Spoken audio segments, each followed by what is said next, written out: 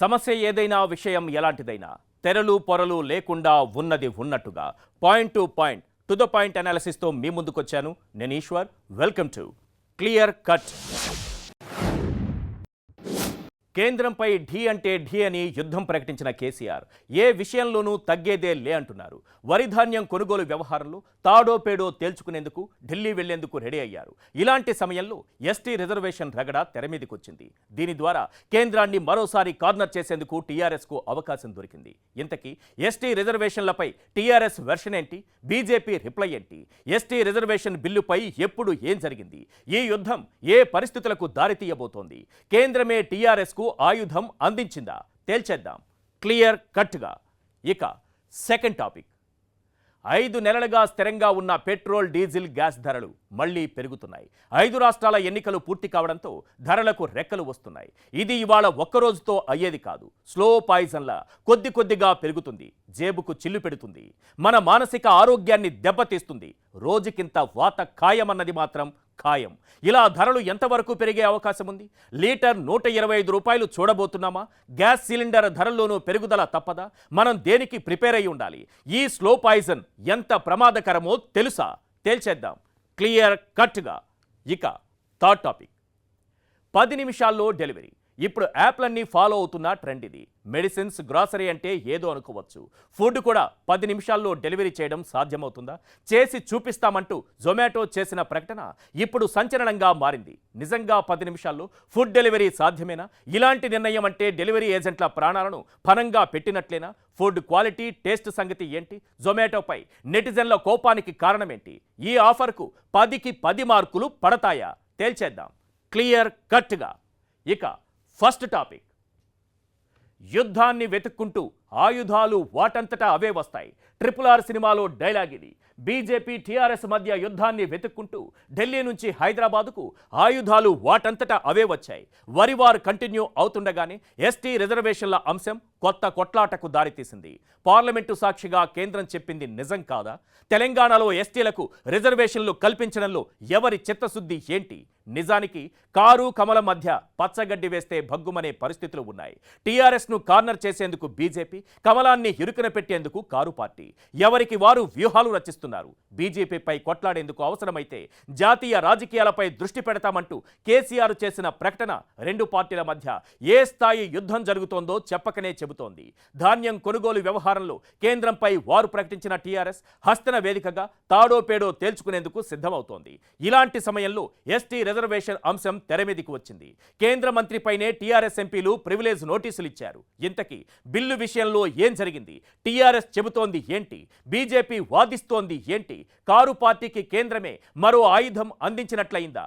ఇక ఈ రెండు పార్టీల మధ్య యుద్ధం పీక్స్కు చేరినట్లేనా? రాజకీయం ఎలా మారబోతోంది? ఢిల్లీ పరిణామాలు మరింత సెగలు కక్కడం ఖాయమా? ఎస్టీ రిజర్వేషన్ల పెంపు అంశంపై కేంద్రం, రాష్ట్ర ప్రభుత్వాల ప్రకటనలు భిన్నంగా ఉన్నాయి. అసలు ఈ అంశంపై తమకు ప్రతిపాదనలే రాలేదని కేంద్రం అంటుంటే, అసెంబ్లీలో ఏకగ్రీవ తీర్మానం చేసి పంపామని రాష్ట్రం అంటోంది. తెలంగాణలో ఎస్టీ రిజర్వేషన్ల పెంపు గురించి ఏమైనా ప్రతిపాదనలు అందాయా అంటూ కాంగ్రెస్ ఎంపీ ఉత్తమ్ కుమార్ రెడ్డి లోక్సభలో అడిగిన ప్రశ్నతో ఈ విషయం వెలుగులోకి వచ్చింది. ఉత్తమ్ ప్రశ్నకు కేంద్ర గిరిజన వ్యవహారాల శాఖ సహాయ మంత్రి బిశ్వేశ్వర్ తుడు సమాధానమిచ్చారు. ఎస్టీ రిజర్వేషన్లను 12% పెంచాలని కోరుతూ తెలంగాణ ప్రభుత్వం నుంచి ఎటువంటి ప్రతిపాదనలు రాలేదని అన్నారు. దీంతో ఏది నిజం, ఎవరిది నిజమన్న చర్చ జరుగుతున్న సమయంలోనే కేంద్ర మంత్రిపై టీఆర్ఎస్ ఎంపీలు ప్రివిలేజ్ నోటీసులు ఇచ్చారు. అసలు ఈ వివాదంలో ఏం జరగబోతోంది, ఎటు దారి తీయబోతోందన్నది తరువాత చూద్దాం. అసలు ఎస్టీ రిజర్వేషన్ బిల్లుపై ఎప్పుడేం జరిగిందన్న దానిపై టీఆర్ఎస్ వెర్షన్ ఏంటో ఒక్కసారి మనం స్క్రీన్ పైన చూద్దాం. 2016 డిసెంబర్ 8 ఎస్టీ రిజర్వేషన్ 10% పెంచాలని చెల్లప్ప కమిషన్ సిఫార్సు చేసింది. ఇక 2017 ఏప్రిల్ 16న రిజర్వేషన్ బిల్లుపై అసెంబ్లీలో చర్చ జరిగింది. ఆ తరువాత అసెంబ్లీ దాన్ని ఆమోదించింది. ఇక 2017 మే 29న కేంద్ర హోంశాఖకు ఈ బిల్లు చేరింది. 2017 డిసెంబర్ 18న బిల్లుకు మద్దతిస్తున్నామని కేంద్ర గిరిజన వ్యవహారాల శాఖ తెలిపింది. ఇక 2018 ఏప్రిల్ 27న బిల్లుపై కేంద్ర హోంశాఖ సమీక్ష జరిపింది. ఇక 2022 ఫిబ్రవరి 9న రిజర్వేషన్ల పెంపు బిల్లు కేంద్రం దగ్గర ఉందన్నటువంటి సమాచారం రాష్ట్రానికి అందింది. 2022 ఫిబ్రవరి 9న సుప్రీంకోర్టు తీర్పు తర్వాత ప్రాసెస్ చేస్తామని కేంద్ర మంత్రి హామీ ఇచ్చినట్లుగా రాష్ట్ర ప్రభుత్వం చెబుతోంది. ఇక 2022 ఫిబ్రవరి 11న సత్యవతి రాథోడ్ లేఖ అందిందని కేంద్ర హోంమంత్రి అమిత్ షా రిప్లైలో తెలియజేశారు. ఇక 2022 మార్చి 3న రిజర్వేషన్ల పెంపు బిల్లు పరిశీలనలో ఉందని కేంద్రం రాష్ట్రానికి సమాచారాన్ని అందించింది. ఇక 2022 మార్చి 3నే కోర్టు తీర్పు కోసం వెయిట్ చేస్తున్నామని కేంద్ర హోంశాఖ సహాయ మంత్రి రాష్ట్రానికి సమాచారం అందించారు. ఇది ఎస్టీ రిజర్వేషన్ బిల్లు వ్యవహారంలో జరిగింది. అయితే అలాంటి ప్రతిపాదన రాలేదని కేంద్ర మంత్రి కామెంట్ చేయడంపై టీఆర్ఎస్ ఎంపీలు భగ్గుమంటున్నారు. కేంద్ర మంత్రి తుడుపై ప్రివిలేజ్ నోటీస్ ఇచ్చారు. ఈ నోటీసుపై 9 మంది టీఆర్ఎస్ లోక్సభ ఎంపీలు సంతకాలు చేశారు. అసెంబ్లీ తీర్మానం చేసి పంపిస్తే పార్లమెంటును తప్పుదారి పట్టించేలా అబద్ధాలు చెబుతున్నారని ఫైర్ అయ్యారు. ఇంతకీ టీఆర్ఎస్ నేతలు ఏమంటున్నారో ఒక్కసారి మనం స్క్రీన్ పైన చూద్దాం. Minister of tribal affairs misleading the house. పార్లమెంటుని తప్పుదోవ పట్టించినటువంటి ట్రైబల్ మినిస్టర్ని వెంటనే బర్తరఫ్ చేయాలి, క్షమాపణ చెప్పాలి, ఆయన మీద యాక్షన్ తీసుకోవాలి. రాజ్యాంగం, అంబేద్కర్ గారు రాసినటువంటి రాజ్యాంగంలో ఉన్నటువంటి సెక్షన్ల ప్రకారం ప్రివిలేజ్ మోషన్ మూవ్ చేశాం. ప్రివిలేజ్ నోటీస్ స్పీకర్ గారికి చేతికి అందించాం. వెంటనే దీని మీద చర్య తీసుకోవాలని కూడా చెప్పాం. ఎస్టీ రిజర్వేషన్ బిల్లు రగడ రేపుతున్న వేళ కొన్ని ప్రశ్నలు వినిపిస్తున్నాయి. అవేంటో ఒక్కసారి మనం స్క్రీన్ పైన చూద్దాం. ఎస్టీ రిజర్వేషన్ బిల్లు రగడ రాజకీయాన్ని మార్చబోతోందా? కేంద్రాన్ని టీఆర్ఎస్ మరింత కార్నర్ చేయబోతోందా? టీఆర్ఎస్కు కేంద్రమే ఆయుధం అందించినట్లు అయ్యిందా? అసలు ఎస్టీ రిజర్వేషన్ బిల్లుపై ఎందుకింత రగడ?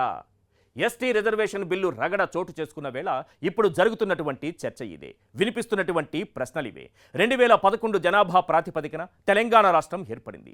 ఈ సమయంలో తెలంగాణలో ఎస్టీ జనాభా 9.08%. గిరిజనులకు జనాభా ప్రాతిపదికన రిజర్వేషన్లు కల్పిస్తామని కేసీఆర్ హామీ ఇచ్చారు. ఆ హామీ ప్రకారమే 2017లో రిజర్వేషన్లు 10% పెంచేందుకు తీర్మానం చేశారు. అసెంబ్లీ ఆమోదించింది.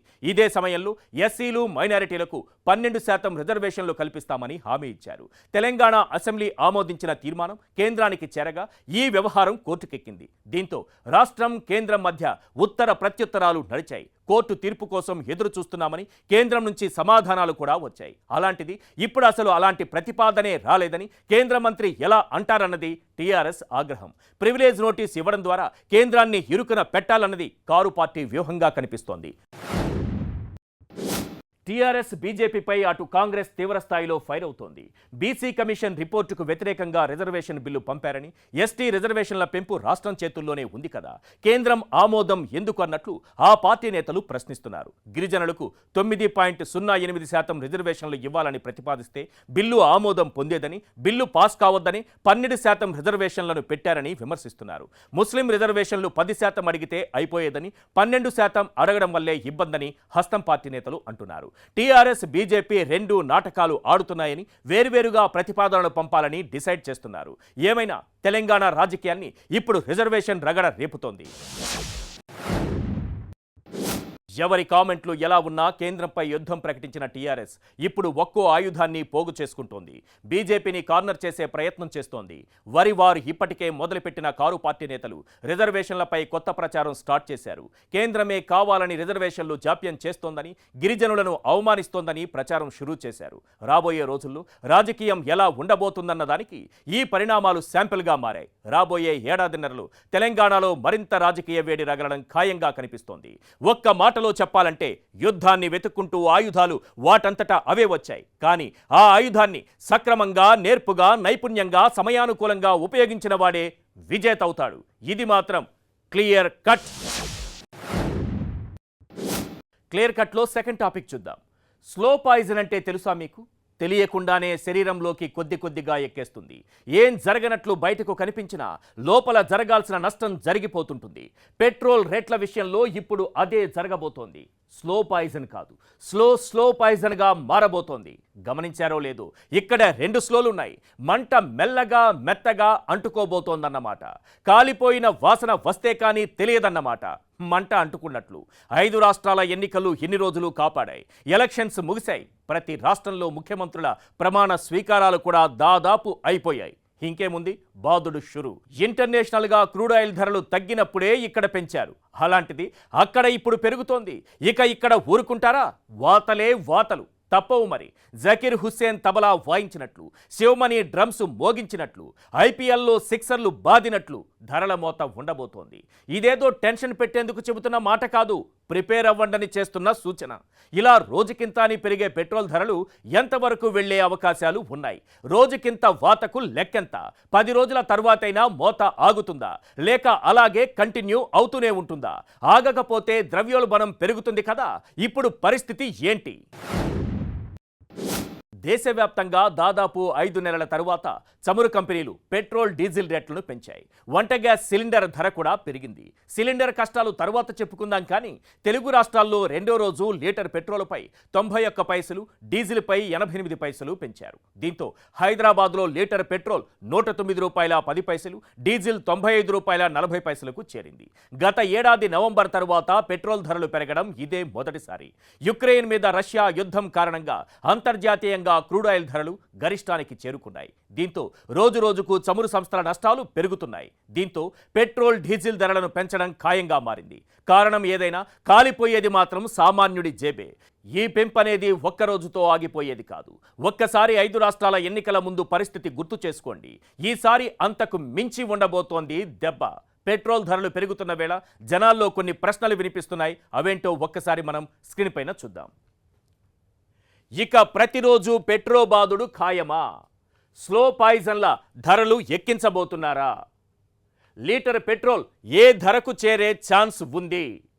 ధరల పెరుగుదలకు రష్యా యుద్ధమే కారణమా? యుద్ధం మరింత ముదిరితే మనకు చుక్కలేనా? పెట్రోల్ ధరల ఎఫెక్ట్ నిత్యావసరాలపై ఎలా ఉంటుంది? వరుసగా 2 రోజులు పెరిగిన పెట్రోల్ ధరలతో ఇప్పుడు సామాన్యులు పెట్రోల్ బంకుల వద్ద నిలబడి ఆలోచిస్తున్న అంశాలు ఇవే. కాదు, భయాలు ఇవే. రాసి పెట్టుకోండి. కావాలంటే మీ వాహనాలకు చెప్పి ఉంచండి. రానున్న రోజుల్లో పెట్రోల్ డీజిల్ ధరలు 15 రూపాయల నుంచి 22 రూపాయల వరకు ఖచ్చితంగా పెరిగే అవకాశం ఉంది. ఒకేసారి అంత భారం వేయరనుకోండి, వేస్తే జనం ఊరుకోరు. కాబట్టి రోజుకింత అని లెక్క కట్టి పైసల్లో ఒకరోజు, రూపాయిగా మరొక రోజు, ఇలా క్రమంగా బాదుడు ఉంటుందన్నమాట. అయితే బాదుడు మాత్రం రోజు ఉంటుందని ప్రిపేర్ అయిపోండి. రష్యా యుక్రెయిన్ యుద్ధం కారణంగా అంతర్జాతీయ మార్కెట్లో ముడి చమురు ధరలు ఆకాశాన్ని తాకాయి. ఆ ప్రభావం ఇప్పుడు పెట్రోల్ డీజిల్ ధరల మీద పడుతోంది. నిజానికి దేశీయ చమురు కంపెనీలు 16 మార్చి 2022 లేదా అంతకు ముందు పెట్రోల్ డీజిల్ ధరలను లీటరుకు 12 రూపాయలు పెంచాల్సి ఉంటుంది. కేవలం ఖర్చులను భర్తీ చేయడానికి మాత్రమే ఈ పెంపని ఒక నివేదిక తెలిపింది. దీనికి మార్జిన్ అంటే లాభం కూడా కలిపితే లీటరుకు 15 రూపాయలు పెంచాల్సి ఉంటుంది. రష్యా యుక్రెయిన్ యుద్ధం మరింత ముదిరితే బ్యారెల్ ముడి చమురు ధర $185కు చేరుకునే అవకాశం ఉంది. అదే జరిగితే ఆ భారాన్ని మనం మోయాల్సి ఉంటుంది. ఈజీగా అర్థమయ్యేలా చెబుతాను, వినండి. ఇంటర్నేషనల్గా క్రూడ్ ఆయిల్ ధర $1 పెరిగితే దేశంలో పెట్రోల్ డీజిల్ ధర 50 నుంచి 60 పైసలు పెరుగుతుంది. జనవరిలో బ్యారెల్ క్రూడ్ ఆయిల్ ధర $84గా ఉంది. ఇప్పుడు $140కు చేరింది. డాలర్కు 50 పైసలు లెక్కేసినా ఎంత పెరుగుతుందో చూడండి. తక్కువలో తక్కువ పెట్రోల్ డీజిల్ ధరలు 15 నుంచి 22 రూపాయలు పెరుగుతాయన్నమాట. అదే బ్యారెల్ ధర 185కు చేరితే మంట ఏ రేంజ్లో ఉంటుందో మీ ఊహకే వదిలేస్తున్నా. లాభం వస్తే మాకు, నష్టం వస్తే మీకు అనే ప్రభుత్వాలు ఇంత భారాన్ని భరిస్తాయంటే అదే జరిగితే ఇన్ని కష్టాలు ఎందుకు బాస్? ఉగాది ఆఫర్ అనుకుంటారో ఇంకేమనుకుంటారో, కానీ ప్రభుత్వాలు కల్పించే సౌలభ్యం ఒక్కటే, ఒకేసారి పెంచకుండా రోజుకింత పెంచడం. ఈ పరిణామాలపై బిజినెస్ అనలిస్ట్ పాపారావు ఏమంటున్నారో ఒక్కసారి మనం స్క్రీన్ పైన చూద్దాం. ఇది మార్కెట్ నిర్ణయం కాదు, ప్రభుత్వం చేతివాటం అన్నది నిజం. అదే కాకుండా ఈరోజు చూసుకుంటే ఏంటంటే 111 రూపాయలు ఈరోజు పెట్రోల్ ధర హైదరాబాద్లో ఉంది ఉదాహరణకి. ఎప్పుడు ఇవాళ అలాగే ఈరోజు 111 రూపాయలు పెట్రోల్ ధర ఉంది ఈరోజు. బ్యారెల్ క్రూడ్ ఆయిల్ ధర అంతర్జాతీయ మార్కెట్లో ఇవాళ చూసుకుంటే కనుక $117 ఉంది. $117 బ్యారెల్ క్రూడ్ ఆయిల్ ధర ఉండగా భారతదేశంలోని హైదరాబాద్లో 111 రూపాయలు పెట్రోల్ ఉంది. మరి గతంలో మనం చూసాం 2008-9 ప్రాంతంలో $147కి వెళ్ళింది బ్యారెల్. ఆ రోజు పెట్రోల్ ధర ఈ స్థాయిలో లేదు భారతదేశంలో, చాలా తక్కువ ఉంది. దీనిలో $111 కంటే చాలా తక్కువ స్థాయిలోనే ఉంది. మరి ఆ రోజు మార్కెట్ అనుసంధానితం అని చెప్పారు. మరి మార్కెట్ అనుసంధానితంగా దేశీయ పెట్రోల్ డీజిల్ ధరలు ఉంటే $147కి బ్యారెల్ వెళ్ళిన రోజు కంటే ఈరోజు $117, అంటే సుమారుగా $30 తేడా ఉంది. $30 తక్కువ ఉంది ఈరోజు ధర రికార్డు స్థాయి కంటే. ఉన్న రోజు ఈరోజు పెట్రోల్ డీజిల్ ధరలు అప్పటికంటే ఇప్పుడు ఎక్కువ ఎందుకు ఉన్నాయనే ప్రశ్న ఉంది. పెట్రోల్ ధరలను స్లో పాయిజన్గా ఎక్కించబోతున్నారు. చికెన్ రేట్ల, స్టాక్ మార్కెట్ ఘాటుల, ఫ్లైట్ టికెట్ పోటుల తెలియకుండానే నీట్గా పెట్రోల్ ధరలు పెరిగిపోతాయి. నమ్మకం లేకుంటే బంకులో పెట్రోల్ కొట్టించుకునేటప్పుడు లీటర్ ఎంత అని చూపించే బోర్డును ఫోటో తీసుకోండి. ఇవాళ ఉన్నది రేపు ఉండకపోవచ్చు. మరి దేశంలో రిటైల్ ద్రవ్యోల్బణం ఇప్పటికే గరిష్ట స్థాయిలో ఉంది. ముడి చమురు ధరల పెరుగుదల వాటిని మరింత పెంచడానికి రుజువు చేస్తుంది. ముడి చమురు ఖరీదైతే వాటి ప్రభావం దేశంలో పెట్రోల్, డీజిల్, గ్యాస్ మీద పడుతుంది. పడటం మొదలైంది కూడా. గ్యాస్ ₹50 పెరిగి 1000 దాటేయగా పెట్రోల్, డీజిల్ ధరలు కొత్త రికార్డులు క్రియేట్ చేస్తున్నాయి. పెట్రోల్, డీజిల్ పెరుగుదలతో సరుకు రవాణాపై ఖర్చు పెరుగుతుంది. దీంతో కూరగాయలు, పండ్లతో సహా రోజువారీ వస్తువుల ధరలు పెరిగి ద్రవ్యోల్బణం పెరుగుతుంది. ఇది మన జేబుపై ప్రత్యక్ష ప్రభావం చూపుతుంది. పెట్రోల్ రేట్లు ఇలానే పెరుగుతూ పోతే ఆఖరికి కోట శ్రీనివాసరావు కోడిని వేలాడదీసి అన్నం తిన్నట్లుగా పరిస్థితి తయారవుతుంది. మీరు కారు వాడతారా? టూ వీలర్కు మారిపోండి. బైక్ వాడతారా? సైకిల్ దుమ్ము దులపండి. రాబోయేది పెళ్లిళ్ల సీజన్ కదా. పెళ్లి వారమండి బస్సులకు బదులు ఎడ్ల బండ్లు పెట్టండి. నలుగురిలో ప్రత్యేకం అనిపించుకోవాలంటే పెట్రోల్ గిఫ్టులుగా ఇవ్వండి. పెట్రోల్ బంకుల దగ్గర నిలబడి సెల్ఫీలు దిగండి. ఫుల్ ట్యాంక్ కొట్టించినప్పుడు ఫేస్బుక్లో పోస్ట్ పెట్టండి. మారని బాస్, నిన్న ఉన్న ధరలు ఇవాళ ఉండటం లేదు. మనం మాత్రం నిన్నలా ఎందుకు ఉండాలి? ప్రపంచంలో క్రూడ్ ఆయిల్ ధరలు తగ్గినప్పుడే ఇక్కడ ధరలు పెంచిన ఘన చరిత్ర మనది. అలాంటిది చమురు ధరలు పెరిగితే మన చేతి చమురు వదిలించకుండా తగ్గిస్తారు అనుకోవడం అమాయకత్వమే. మీరు ముగ్గురికి చెప్పండి, ఆ ముగ్గురు ఒక్కొక్కరిని మరో ముగ్గురికి చెప్పమనండి. అందులో ప్రతి ఒక్కరిని మరో ముగ్గురికి చెప్పమనండి. ధరలు మోతకు సిద్ధంగా ఉండాలని ఈ దేశానికి సందేశం ఇవ్వండి. ధరలు పెంచడం ప్రభుత్వాల బాధ్యత, సర్దుకుపోవడం మన బాధ్యత. అంతకు మించి 2024 సార్వత్రిక ఎన్నికల వరకు మనం చేయగలిగింది కూడా ఏమీ లేదు. ఇది మాత్రం క్లియర్ కట్. క్లియర్ కట్లో థర్డ్ టాపిక్ చూద్దాం. ఫుడ్ క్వాలిటీ 10కి 10, డెలివరీ పార్ట్నర్ సేఫ్టీ 10కి 10, డెలివరీ టైం 10 అంటే 10 నిమిషాలు. ఏమిటి వేలం పాట అనుకుంటున్నారా? ఇది వేలం పాట కాదు, వేలం వెరిగా మారిన జొమాటో డెలివరీ ఛాలెంజ్ మాట. పిచ్చి పీక్స్కి చేరడం అంటే ఇదే భయ్యా.